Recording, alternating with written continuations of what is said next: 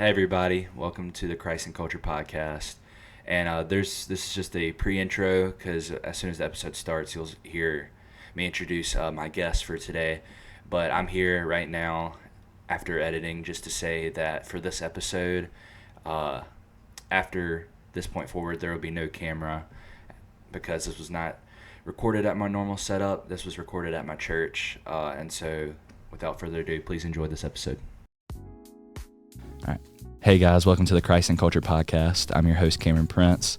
And since I was young, I've always enjoyed the world of pop culture, from movies to music to sports to social media. I've found interest in what ways all of pop culture has impacted people and entertained them. I've also experienced that often Christianity gets tangled into some sort of pop culture news, either good or bad. And this podcast is meant to look at moments like these where the Christian culture overlaps with pop culture and gives us opportunity to discuss the interpretation of Christ and culture and discuss how we can turn it into a Christ-like culture.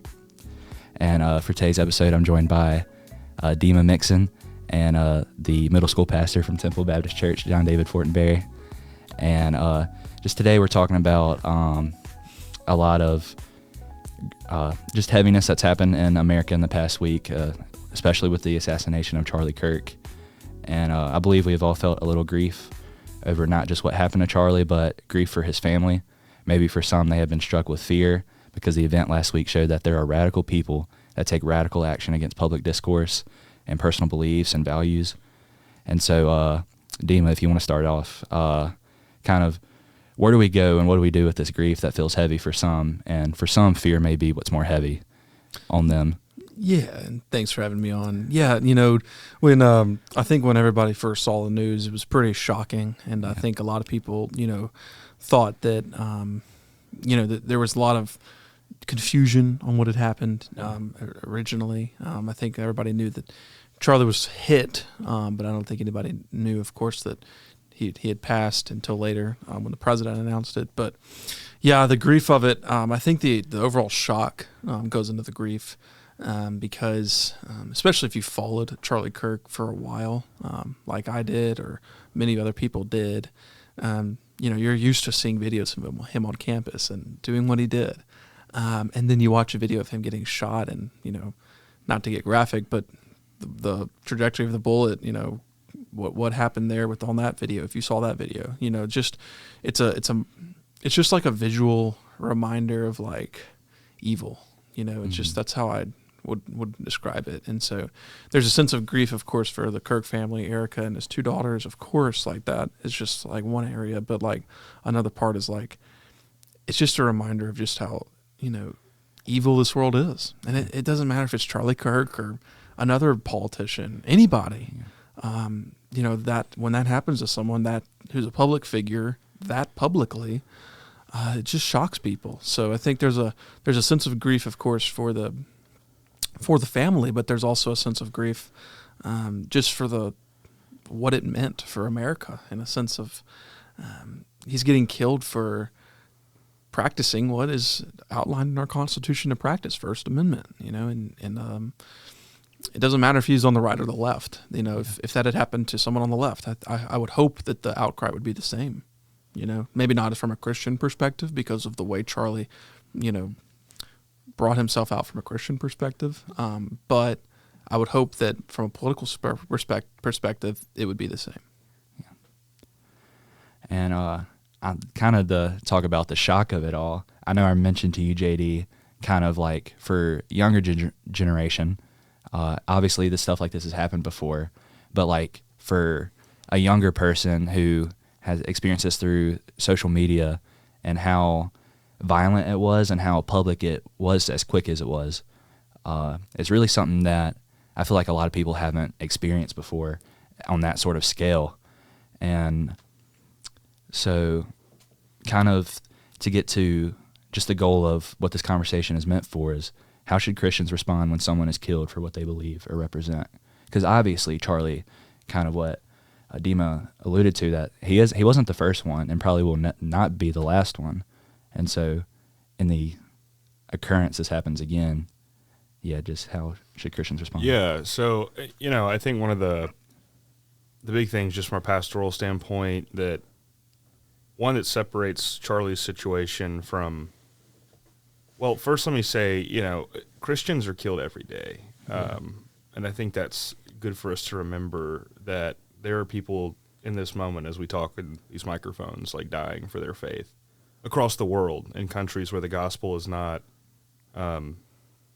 it's literally illegal to speak about Christ and who he is and what he's done. But then to kind of go back to what Dima was saying, for us, America, right, a country that is founded on freedom, founded on Christian values, founding fathers, despite what people say, they did found our country on the principles and morals of Christ and God and Christianity, and a country that pushes unity and freedom of expression, regardless of whichever side of the political spectrum you fall on. That's not really happened here, at least as far as I can think. And honestly, a big thing that's caused this one to feel so different, I think, for so many people is we're in the social media age. The internet and social media are more rampant than they've ever been.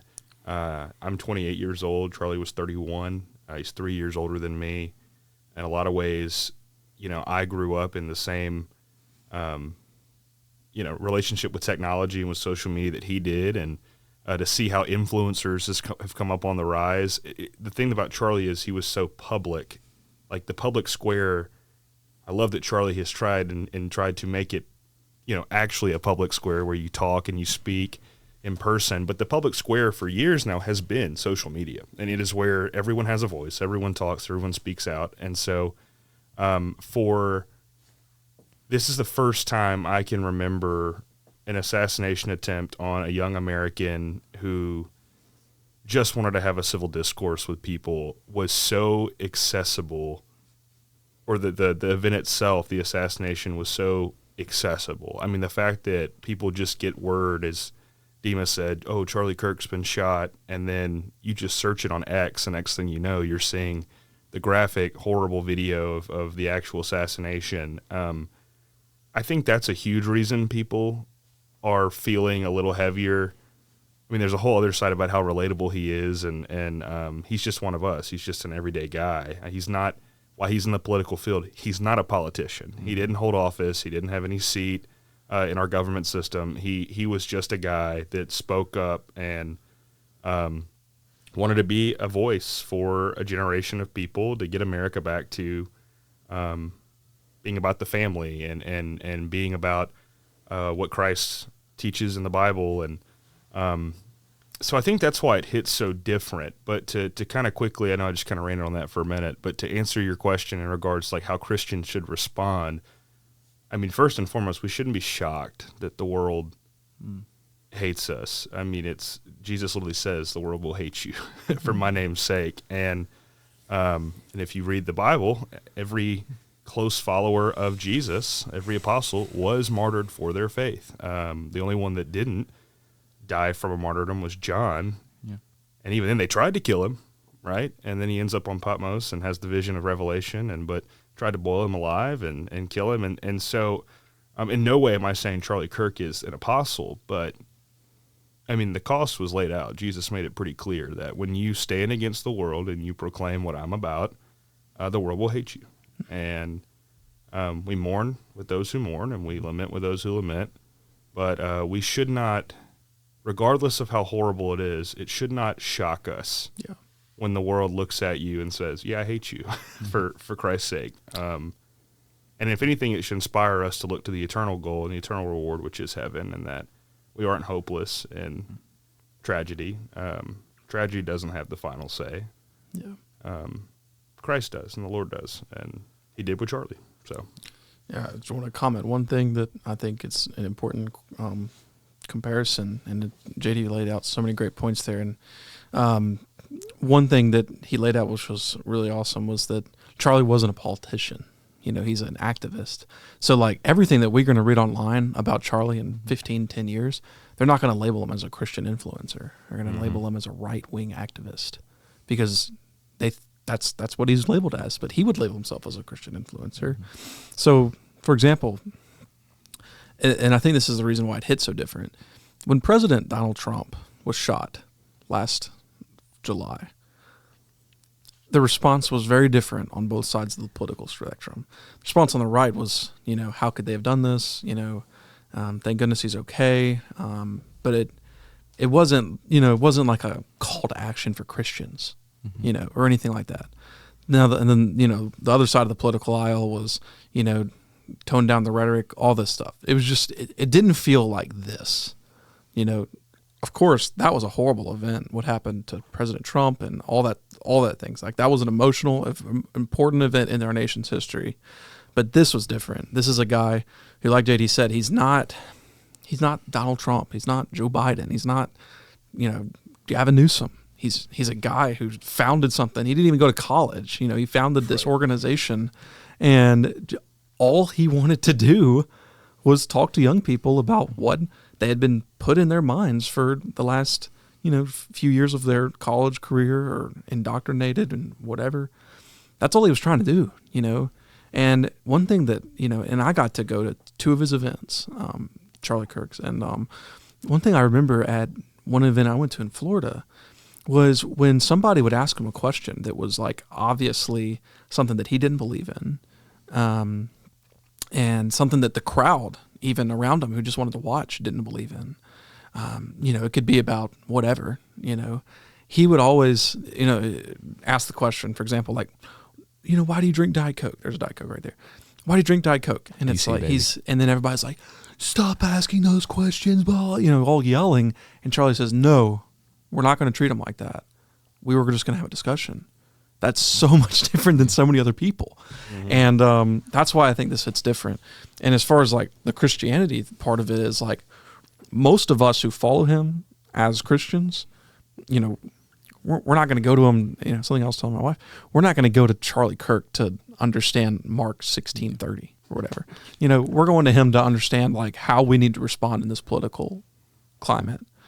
So like losing that and losing what he stood off of that is such a big loss for, I think, Christians in America. But and you see the call to action that he has initiated, and that just is a testament to how influential he was in Christianity. But the point is that, like you were saying, the world hates him. The news, the media are never going to report that. They're never going to report the Christian aspect of it. They're always going to report right-wing activists, right-wing this, right-wing that. And if it was a left person, MAGA activists, MAGA right, activists. exactly. So, right, and then they would never report what actually he was able to do. Where you read so many stories of, man, I didn't know anything. I started going to Charlie Kirk, and now I'm a Christian. So, yeah, something that I think I felt after, on that Wednesday when we're all panicking. I don't know if panicking is the right word to use, but like just in a sense of uncertainty and just fear, kind of already in grief of what's happening. You start, like you said, you're looking online to see what's happening, looking for updates, and you see all the comments and stuff, discouraging, seeing that there's human people out there celebrating such a tragedy, and something that you said that stuck out to me that I've thought since that day is like there needs to be a voice out there that leads through a moment like this. And what you said about, for Christians, looking at a guy like Charlie Kirk, that you're looking at him to help you understand kind of how to go about things from the Christian perspective he had, and to go about there. Well, since his passing, I've had the overwhelming just thought in my mind that people need to be more vocal, and that Christians need to. This is the time right now where we need to get more vocal with what we believe, and especially in just being strong in apologetics and defending our faith. And I think that there's definitely, it's sad that we have to go through something like this to even really to recognize that, or for me personally to recognize that, because there was another moment before Charlie's passing where I was driving back home and just thinking about how much different would the world be if we just weren't just scared to bring our faith into conversation. And that's kind of what inspired the whole idea of this podcast, is just the things that people are passionate about that happens around in our culture. How can we bring that into every conversation we have, bringing the gospel in every conversation we have. Kim, I'll say too, just with that, I'm a church history guy. Yeah. I love studying just Christianity and from its beginnings with Jesus and Acts and how we ended up at this table here in this smelly library room at this church where we're recording this. But first off, Christians have never, us being in control of all things, and I'm going to try to elaborate on what I mean that, has never been, it's never worked, if that makes sense. Look at any time in history, there has always been a people group that has been oppressing Christians. Mm-hmm. It's just the way it is. It's because we are anti what the world is about. Yeah. We are countercultural. That has been from the get-go since they killed Jesus. Even when Constantine tried to make Christianity the world religion at the time, it was misconstrued. It wasn't what the gospel actually was, and it hurt the church horribly. And I think all throughout history, you see examples of Christians being oppressed, because that's the call of the Christian, is to stand up in the face of what the world says is right and say, no, this is what's right, Christ and him crucified, and his way is correct. And I think the reason you see things like Charlie, like you said, kind of this idea of being scared to speak up about our faith or to be bold and why we don't do it enough, it's amazing how throughout history God has used tragedy like this to spark and embolden the church to be the church. If you look throughout history, persecution has always led to revival and people counting the cost and picking up the banner of Christ and saying, okay, like I'm carrying this with pride and with full determination. It's when we get comfortable that we start to slide away from what God has called good and what God has called right. And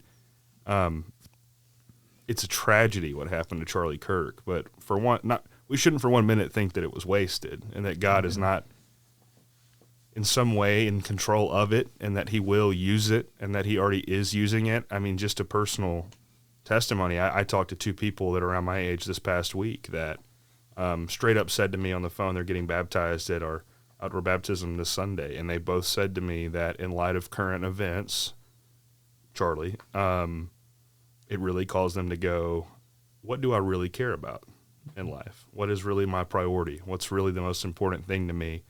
Oh, it's faith. Yeah. It's Christ.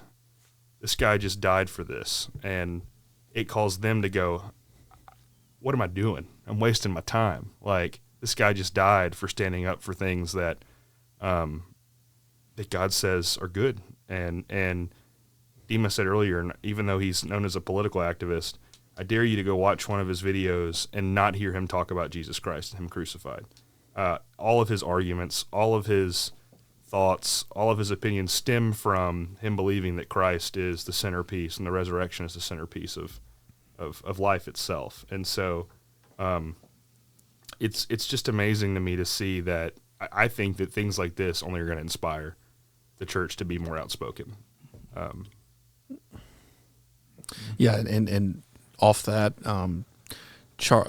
one story I heard I was listening to the Charlie Kirk show on Friday, after everything had happened, and his friends were hosting it, and they were kind of just going around the table talking about some stories.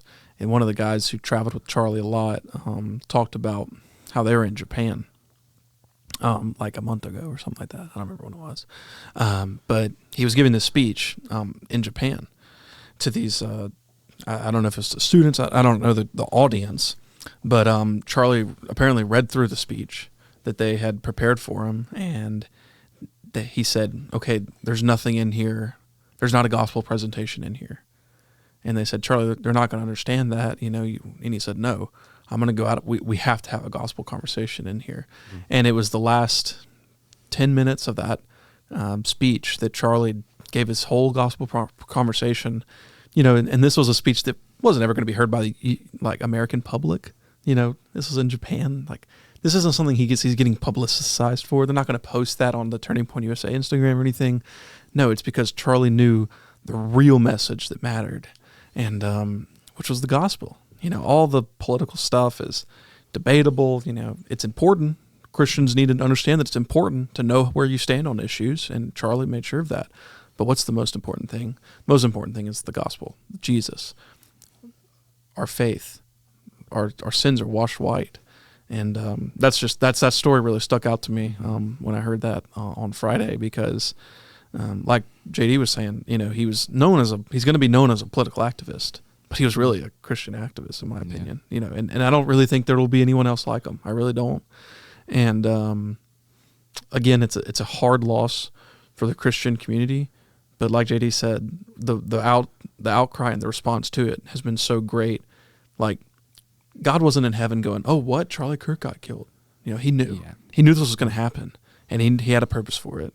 And that's something that I think even the family and the people who work with Turning Point have held in on, that, if you believe what Charlie Kirk is saying, everything has a purpose. And this is included in that, and the Lord knew this was going to happen. Yeah, he's going to inspire a whole lot of people. Yeah. And I'm hesitant to even say this just because I am a church history guy, and it's like, whoa, equating a guy like Charlie to something like this. But like, you look throughout history, guys like Martin Luther standing up to a government that was being ruled by the Catholic Church and opposing what they said and saying this isn't true. Dietrich Bonhoeffer, right, a guy who during World War II stands up to the Nazism and says, no, like, Jews have value. This is wrong. This is unbiblical, and it cost him his life. Yep. Like, they're all at least in the same pool of people who were involved in the political spectrum of what their country was going through, but did it through the lens of Christ. Yeah. And I just think, when we look forward from here, the government is, and America will say what Dima said about him being a political activist, but faith was centric. Yeah. Yes. If I'm not mistaken, one of the last full conversations that Charlie had before his passing was sharing the gospel with somebody. Mm-hmm. Yep. He shared it with a Mormon. It was a Mormon in Utah. That's correct. Yeah. And all the examples you gave, the first time you were going around saying about that God has used tragedy for opportunity for the church to grow, my mind went straight to Stephen, and that he died, and ultimately what came from that is Christians were able to disperse from Jerusalem and then be able to go about and build the church in other locations. I don't know if something of that magnitude will come from the passing of Charlie Kirk, but it definitely, I think what we're gathering from the conversation is that God is probably using this for an opportunity for the church in some good way. He absolutely will. And he will, for sure. And one of my bosses, he told me yesterday, he said, my son-in-law called me, and he said, and he doesn't normally talk. They talked for an hour, and he said, listen, he said, granddad, or whatever they call him, I don't know. But he said, like, me and my friend, we just started going to church because of Charlie Kirk. He said, that's the way we feel like we can honor him. And it's like, and I hope we don't, elevate Charlie Kirk to a position he doesn't. Yeah. He wouldn't want that to be, that we start worshiping him. Yeah. It's not about him. It's about the mission, what he proclaimed, I think is what's so incredible. And, if Charlie were still here and he saw all this output, he would welcome it, but he wouldn't want it to be placed on him. That wasn't him. He would want it to be placed on his Savior. Mm-hmm. Yeah. So a thought that I had while just kind of preparing for this episode was that, and we've kind of talked about it already, this sense of fear that could keep people, let's say, just silent. They're just scared to speak out for what they know is right, what they believe. And JD, you can probably speak to this, but do you think that it's a danger for the church, the body of Christ, to be silent? Can we afford to be silent now in 2025? No. The church should never be silent, in my opinion, to what God has called evil and wrong. And I personally think it's a weird balance, and separation of church and state is thrown out 24/7, and to keep people, I think, and to keep churches from engaging in the political square. And I'm in no way saying that churches need to go, start siding with a Republican or a Democratic candidate and fully endorsing one side or the other. I mean, Christ is king, and Christ is who we look to first and foremost. It's not government. But I do believe God uses government, and I believe God has been essential to the American government and how it started. And I think when the church loses its voice in the culture is going to take over and run rampant with the things that aren't of God. And I think that's what we've seen throughout history. If you look at statistics, which I don't have in front of me, but I've read, and you look at just really as the nuclear family has kind of died down and progressivism has become more and more of a thing in American culture, the church has become more silent. I think you've seen a movement in the church where we care more about welcoming people and making sure people feel loved and cared for, and we use this love language of Jesus to where we neglect holiness, we neglect sin, we neglect wrath and justice that God has. And you talk about fear, and a thought I had when you mentioned that was the reason we're so scared of sharing Jesus is because we don't have a healthy fear of God. That's the problem. The problem's not I fear man. The problem's you don't fear God the way that you should. And I'm not saying a fear in the sense of like cower under your table because God is going to strike you down, but it's a biblical illiteracy problem in the sense of people don't understand holiness. People don't understand that God is holy. God is above all. God is the author of all things. And if you claim to be a Christ follower and you've given yourself to Christ, well then you do what Christ has called you to do, which is to pursue holiness and not compromise on things that God has called sin. And the good news about us is not compromising doesn't mean we become off as hateful and we scold and we treat those that are living in their sin as disgusting. No, we point them to Jesus. But we're never going to point people to Jesus if we constantly act like we're affirming, or we don't go to them with the gospel and do the most loving thing that we can do and should do, which is tell them that sin leads to death and Christ leads to life. And so, the church should absolutely be more involved and be in just the scheme of engaging the culture around them. Yeah, and to piggyback off of that, those are terrific points. What's funny is you won't find the phrase separation of church and state in the Constitution. That's true. It's not in there. It's actually in a letter that Thomas Jefferson wrote to the founding fathers, and it doesn't state anything about separation of church and state. I think where people confuse it is that he called separation in that letter, but it was really talking about making sure that government didn't control the church, like what was happening in England, which is why they separated from England. They're called separatists. They were called Puritans. They moved away, the people who came over here from England. So you'll never find separation of church and state in the Constitution, no matter how many times they try to, well, this says this, well, this says... No, it's not in there. It's not in there. And so it's really important for, like JD was saying, I mean, the problem I think with the church now is, and I'm going to, and this is not a popular thing to say, but we're so focused on numbers. We're so focused on growing the church.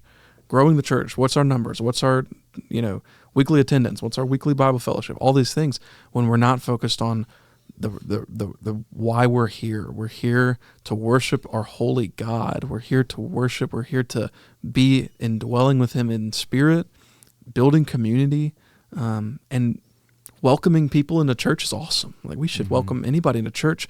But if you're coming to church, you're coming to church understanding that the reason we're here is because we're not worthy in His sight. We're not worthy in His sight because of what we have done, which is sin. And, churches nowadays don't talk about why this is wrong in the community. How many people go home after church and, watch, and I'm just as guilty of this. I'm not saying that I'm above it, of course, but like, how many people go home from church and watch, a movie filled with just disgusting, sinful things right after church, I mean, it's true. I mean, and so those are the things that, somebody always told me one time, or a pastor I used to listen to said, if Jesus came into your living room and went and picked out a movie in your cabinet, and, would you want him to see any of your movies in your cabinet? Would you want to hide any? Right. So, and of course, knowing me, I would have a few I would want to hide, no doubt. So I'm not saying I'm above this. I'm just saying that what you're saying of the church is not in I don't know, they need to preach better, and as far as understanding the culture we're in, which is very social media driven, very I want to do this driven culture, which is all about me, don't mess with my, I want to do this, I want to do that, blah, blah, blah, blah. That's just what we're in. Mm-hmm. And that's not how a Christian should live. No. It's not. And so, especially when you think of political realm, as far as a lot of things that are debated highly in politics, and like JD said, the church doesn't need to come out and just endorse the Republican candidate or the Democratic candidate. But what we should do is tell the church and, tell the body of Christ, it's important to understand politics. It's important to understand where politicians land on certain issues, and you are supposed to elect and, put into office people who defend Christian values more than the other candidate. Donald Trump isn't the greatest person on the world. He's not, he's not somebody you'd go and say, hey, would you mind looking at with me in Romans and telling me? No, you're not going to do that with Donald Trump. But that Donald Trump has, increased revenues, increased money to Christian colleges. He's been probably the biggest defender of Christian values that any American president has ever been, other than Ronald Reagan. And so, you go with him. You're not electing a pastor. Donald Trump is nowhere near a perfect man. Nowhere near a perfect man. And nobody with a straight face could look you in the face and say he's a perfect man. But he's somebody who defends Christian values. And so, and that's important. And it's important for, the church to recognize that, in a sense of, or they're not, like JD said, they're not endorsing him and not saying we're going to put him at a, level that's, you better follow him or else. No. But you elect the politicians, you put into place people in power who defend your values, because that's what we're supposed to do. That's what we're called to do as Christians. Mm-hmm. But we're also called to understand our political climate, which is what Charlie did. And we weren't electing him, but we were understanding how to defend our faith in this political climate, in this culture. And that's the role Charlie had. And that's why he was so effective, especially for people of the faith. Pretty much everything you just said right there was a question I was going to ask you about. Sorry, I ramble a lot. Yeah, but that was great stuff. Rambling's good. Great stuff. It's the real thoughts. I have to get time on here anyways. Yeah, the question I was going to ask you, do you think it's time for believers to really start embracing, that's the only best word I could think of at the time, but embrace politics, get familiar with the lingo and everything? Yes, I mean, it actually really makes me sad when people, and I'm not saying you have to, okay, so for the listeners who don't know, I love politics. I follow it every single day. I watch the news every single, I'm very involved in following politics. So I don't think that people should be probably as involved as me, is the point. But I'm saying that it makes me sad when people tell me, oh, I just don't follow it because it's just too much. Yeah. That's what makes me sad, because it's okay, I understand, you don't have to just sit there and read it, but you need to understand what is, we are under attack as Christians in this world. From Republicans too. It's not just Democrats. Yep. From Republicans and Democrats. From like JD said, the world will hate you. Christians are under attack. And the biggest place we're under attack is from the government, is from the place that controls us. And it's important to understand that. So people who tell me, I don't want to follow politics. No, you need to at least know how to defend your values. And that's something that Charlie Kirk did so well. So well. And that's why it's just a shame that we have lost him. But it energizes me, and I think it's energized a lot of other people to, carry on what he started. And ask yourself, how on earth are you going to set the temperature and engage culture with the gospel of Jesus Christ if you don't know what is happening in the culture. Right. And I'm sorry, culture is not the latest Marvel movie and what's happening in the NFL.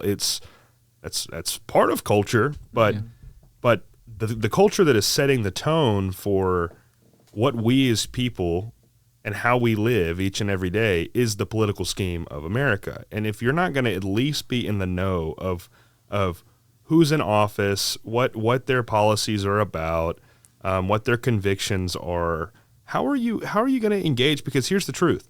In a lot of ways, and not to shift this into a completely different direction, tirade that it could go down, but college campuses, universities, they all have a political lean. Like, it's just the truth. And young people younger than me, people younger than Dima, are getting indoctrinated one way or another. And even if they're not from a school system, social media is indoctrinating kids. Like, I'm a youth pastor, right? Like, I deal with students. They are learning and hearing things. And if we're not able to speak into their world and speak into what they're dealing with and speak into what's going on in the world around us, we're going to have no influence for the sake of Christ. And I think it is super important that we get semi-political at the least. Like, you need to at least be able to understand who's the candidates, who's going with what are they about, what's their policies. Most importantly, how does this affect me as a Bible-believing Christian? Exactly. Like, when you just say, I don't care, it's too much for me. I'm like, so I guess, like, going and telling people about Jesus is too much? Like, how are you going to actively, like, what are you going to do when someone gets elected and they press their thumb hard on something that we've been doing as Christians forever? Well, are you going to be like, I didn't know that this came out of nowhere. I don't know what I'm going to do now. It's like, no. Paul says, be all things to all people. Be prepared. Be ready. Work out your salvation is what Peter says in 1 Peter. We need to be working out what it means to follow Christ in a world that is post-Christian. And the only way we're going to do that is by knowing what's going on. Yeah. And so, yes, absolutely, politics and the church need to at least be holding hands sometimes. Yes. And I think it's important to note it's not all the time. Yeah. You know, it doesn't have to be like how I follow it or other people. We're not married to it. Right. And we don't put it above Christ. That's a big deal. There was something else I was going to say. I completely forgot. Sorry. Well, maybe this can jog back up. I have no idea. But for someone, let's say I'm someone that like does not follow anything political and I want to get involved, what's the best way to start from ground zero? Mm-hmm. Yeah, I mean, it's important to. That's a great question. I'll say something. Yeah, so go ahead. I would say, obviously, and I have no problem saying this for the internet here, like, I'm a conservative. I like Charlie Kirk a lot. I liked a lot of what he stood for, even politically. But I don't want to sit here and say, hey, you have to go listen to all the political side things that I like, even though, and I will defend this if anyone wants to come back on the podcast one day and debate me on this, one side is more Christian. Yes. And it is for the things that Christ has called good. You can't argue that as a believer. But there's problems on both sides, clearly. Mm-hmm. And there are things that the right is not, is for and does that I would say are not Christian at times. And so it's both-sided. But I mean, I think the easy answer would be, and what a lot of people are doing is like, I would say go watch Charlie's videos. I mean, he has so much good stuff you can look at. I would say use the internet to search and find out who are the government officials in your city, in your state. What are they about? When's the next vote coming up to vote in new people? Like learn all of that stuff. Like, you have the internet at your disposal. Like, just Google and search. And then I would also say, I can give a few. The one that comes to my mind is start with just learning and finding something that gives you current events, tells you what's actually going on in the world, and maybe one that doesn't even necessarily lean one way or the other. I really appreciate the Pour Over News. It's a Christian podcast. It's literally like 8 minutes a day, and they just generally give you, here's what's going on in the world today, politically, internationally, nationally, even sports and other big celebrity things, and then they'll give you some verses on like ways that Christians should think and respond. Now, again, that's not going to necessarily get you into like deep politics of what is inner working and whatnot, but at least it puts you in the know of what's going on. Yeah. And Al Mohler is a Christian. He has a podcast called The Briefing where he regularly talks about current events through a Christian lens. And so I would just say find something that speaks to you that is not going to speak heresy, that can inform you and keep you in the know on what's going on, and then get familiar with who are your government officials and where they are. Yeah, it's funny because I was thinking here, like before JD started talking, and I was like, man, I mean, I would say the Charlie Kirk show would be my answer. Yeah. But, Right, that's what I was thinking too. But of course, but like Charlie said, not Charlie, JD said that there's so many resources out there that he put out, and that's going to be on the internet forever. And even while not here, he's still going to be ministering to people, which is incredible. And the Lord's going to use the videos that he published and the videos that he put out, and not even the videos with the podcast too, so AP is always one of the best, like neutral as far as they really do a good job of just straight line facts, AP News, but there's several outlets, but like you said, just Google. I mean, it's just I bet you could go up to like 50 people right now and nobody would know who the lieutenant governor of Mississippi is. I mean, so it's just important to know. Actually, which was funny, the Trump administration put out like the questions for the new immigration test for citizens coming in, and there were like 3 or 4 questions in there. I was like, I bet American citizens could. Is this what you posted about? Yeah. Name one thing Thomas Jefferson did. Right. And so I was like, I bet some Americans couldn't even answer these questions. So it's just important to know, because the problem is, like, nowadays everybody has an opinion. Everybody has an opinion on something. Like one thing that made me mad about the previous week was, and I know we got to go, but previous week was with Charlie Kirk was like the people who like didn't even follow politics or like didn't even know who he was.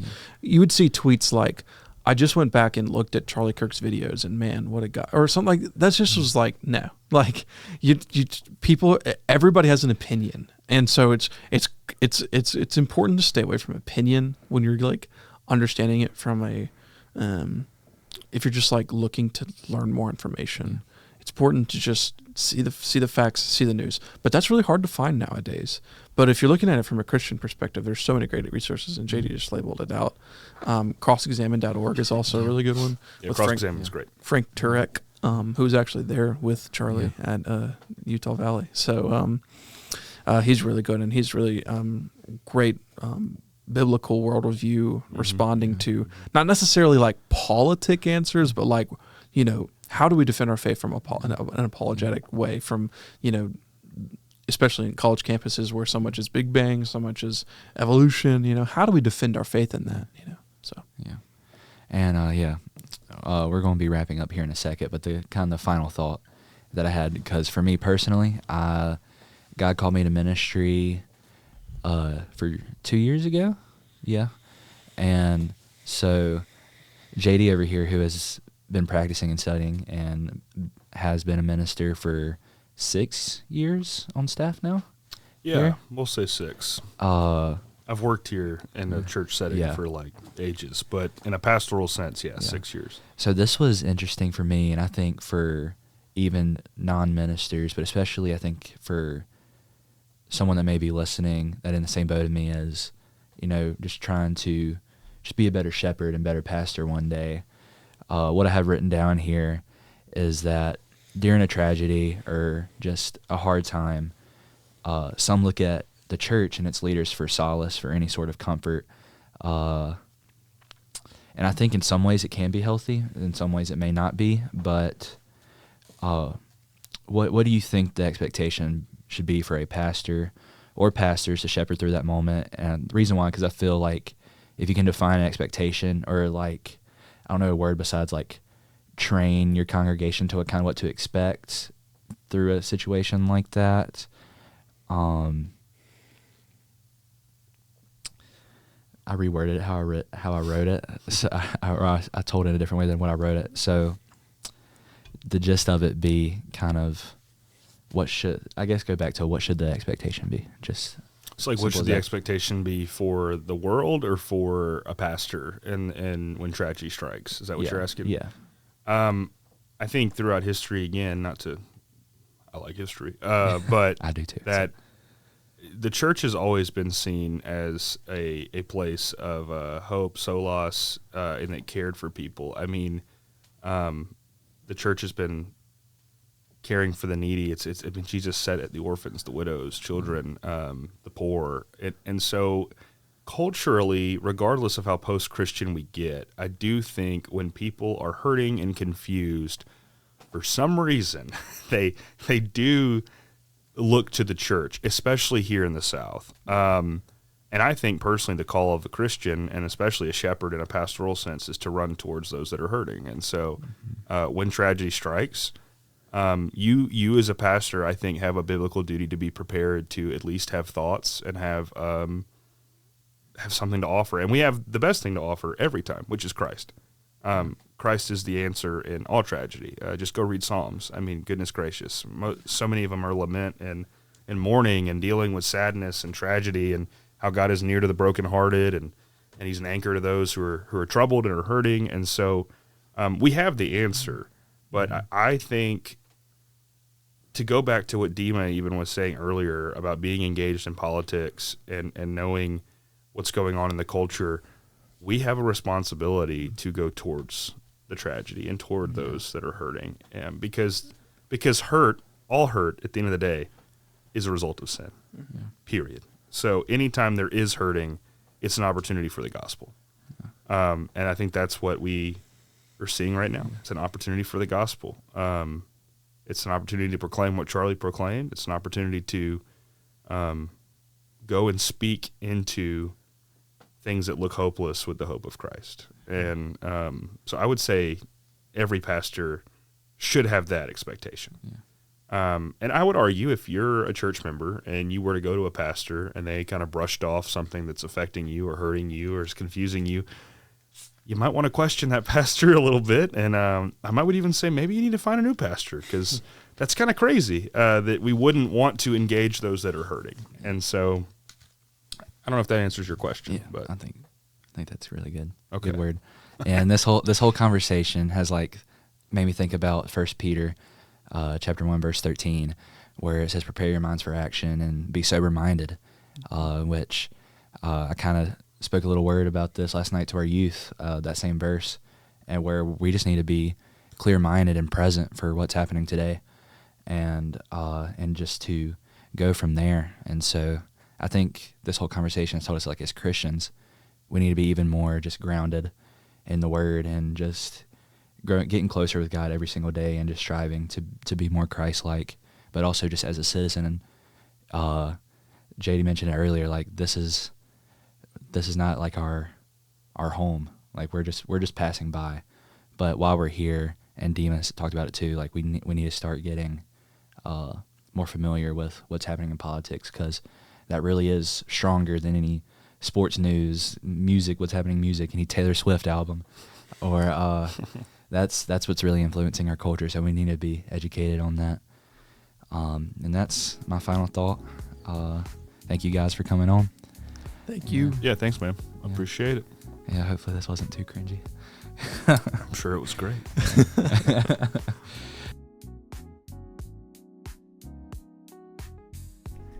Hey guys, if you enjoyed this episode of Christ and Culture, then please consider leaving a comment on a conversational topic that you'd like to hear. And you could always leave your support by following this podcast, or for YouTube listeners, subscribe and like the video. Thank you for contributing to the mission of forming a more Christ-like culture through media and conversation. So guys, I'll see you in the next one.